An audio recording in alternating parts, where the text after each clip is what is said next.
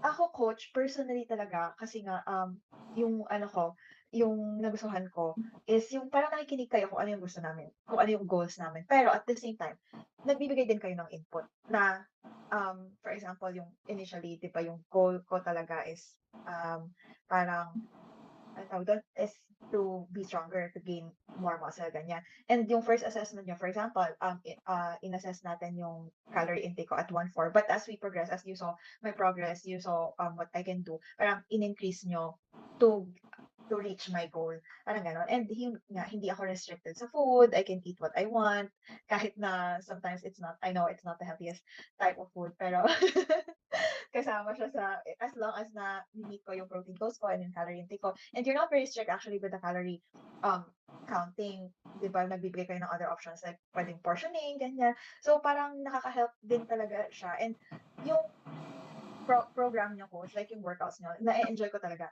like before kasi siyempre ako lang yung naggagawa ng workout ko. So after work parang pagod ka ng nag-isip sa work and then iisipin mo pa kung ano ba iwo-workout ko this time, parang gano'n. So, it helps na meron ng program and also yung coaching niyo is talagang nakaka-encourage ng people and even yung challenge. Actually, it's a good thing na nag-join ako sa challenge kasi sobrang naging more consistent ako sa workouts. Kasi sometimes pagka kunwari galing office, pagod ka ng ano, parang puwede na 'to, naglakad naman ako for today. Pero kasi dahil sa challenge napu-push ako na, sige kahit 30 minutes lang na workout basta nag-workout ako for today, parang pero ang ending is maka-complete ko din yung workout ko kasi andun na ako, eh. So, Oo. 'di ba, ituloy na.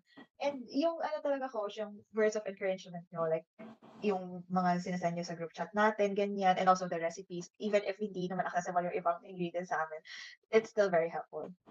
Hmm,